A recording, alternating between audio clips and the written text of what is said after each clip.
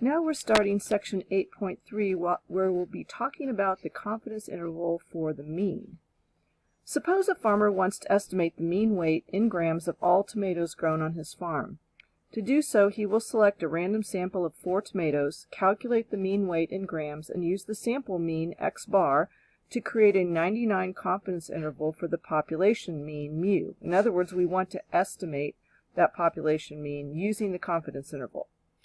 Suppose that the weights of the tomatoes on his farm are approximately normally distributed with a mean of 100 grams and a standard deviation of 40 grams. Once again, realize that this is, if we really knew the mean and standard deviation of all the tomatoes, the farmer would need to take a sample. But we're letting you know this because we need to develop some theory here and we need to do a simulation. So we're going to need to know the mean and standard deviation of the population in order to do a simulation. That's the only reason I'm giving you this information at the beginning here. So what do we know about the distribution of x bar? Well, we know that the mean of all, since we have a random sample, that the mean of the sampling means of all the sample means equals the population mean. So we know that mu of x bar is equal to 100 grams. We also know that sigma, since we're sampling without replacement and the sample size is less than 10% of the population, we're assuming he has more than 40 tomatoes in his field, that sigma of x then is equal to 40 divided by the square root of the sample size, 40 over the square root of 4, which would be 20. Okay. We also know that since the tomatoes, all the tomato weights are approximately normally distributed, that the shape of the sampling distribution would be also approximately normal because the population is approximately normal. So even though we have a small sample size, that condition is still satisfied. Now let's say, though, we don't know the population mean and the population standard deviation because that's what we're trying to estimate. And I want to make a confidence interval. What's the problem? Well, I don't know sigma. I don't know the population standard deviation. So my only option, like I did with p hat, is I have to use what I know from the sample. So my only option is to use the sample standard deviation, which is called S instead of sigma, to make the confidence interval. Now when we use the p hat for our, instead of p, we ended up getting reasonable results. Even though it was a little bit different than p, we still were okay with that. When we made our confidence intervals, we saw that they behaved as expected. When we had 10 intervals at a 90% confidence, we noticed that about one of them would miss, and that's what we expected. So what we want to do now is look at what happens with the intervals if we use S instead of sigma.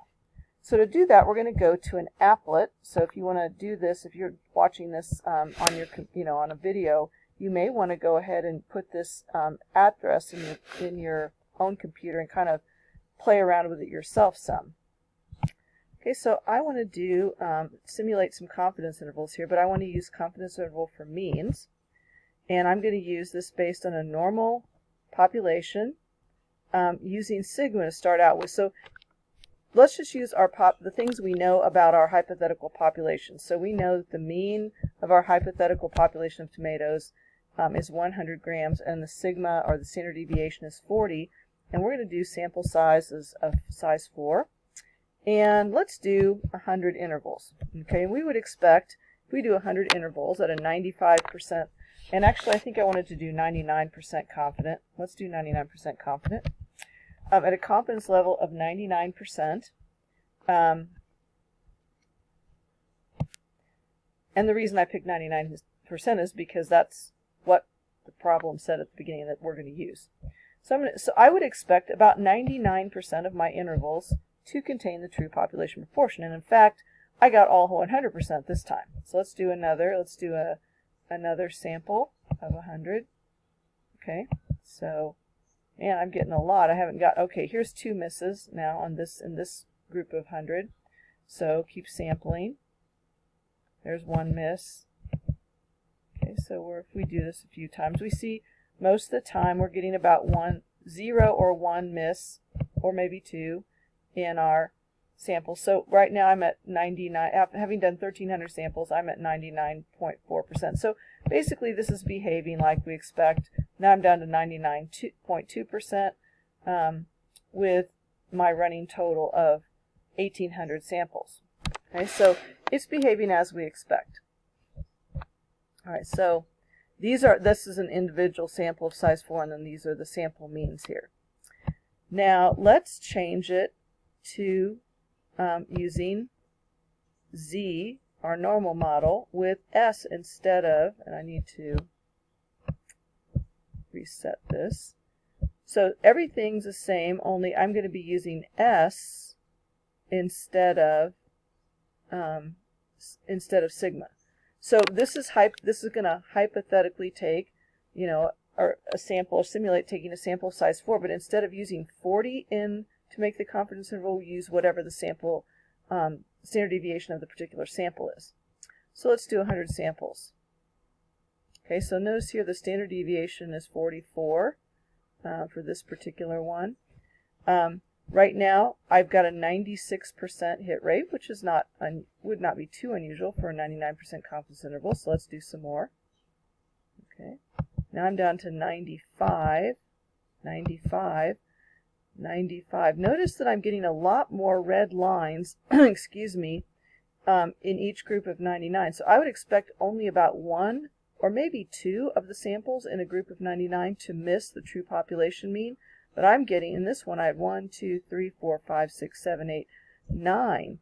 And notice how the lengths of the samples are all different sizes. We have a really long, wide interval here and a really narrow interval here. So there's a lot of variation in the margin of error. And that makes sense because maybe in my sample of 4 tomatoes, I got a whole bunch of tomatoes that were all about the same size. Or maybe in my sample of 4 tomatoes, I got 4 tomatoes that were very different in size, which would give me a large margin of error. This particular sample only had a really small margin of error. So if I do a couple more groups of 100, okay, I'm down to 93% hits for a 99% confidence interval. So clearly, using S instead of sigma doesn't work. I don't get the right level of margin of error for the particular level of confidence that I want. I'm missing my true population mean more than I should for that level of confidence. So what is the solution?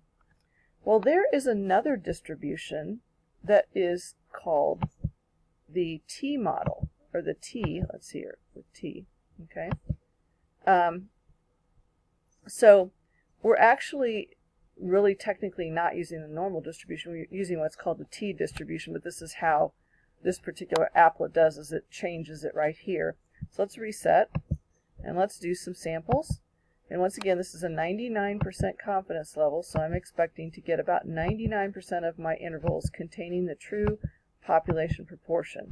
And I'm at about 98 here, 98, 98.2, so if I keep going, you can see I'm getting pretty close, the more samples I take, pretty close to 99%.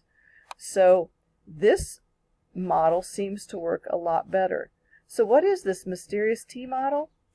Well, I'm going to have to wait. I'm going to give you more information on that next video, but let's just go back for a moment and kind of sum up what it is that we learned from this distribution. So if, this just kind of talks a little bit about the applet. So if I have, if I use Z with sigma, I get what I expect. I get about 99% of my intervals contain the true population proportion. If I use a regular normal model but use S instead of sigma, I have a much lower rate of capturing the true population mean. And so even though I've got a 99% confidence level, only 92% of my intervals in this were capturing the true population mean. So it clearly doesn't work. So my solution is a new model that's been developed for use with small samples called the t-distribution, and it has the expected capture rate of about 99%. So you might want to jot those down. Okay, normal model with sigma works if we know sigma. If you know sigma, great, but if you don't know sigma, normal model with S doesn't work. So with small samples, we have to use the normal model with t.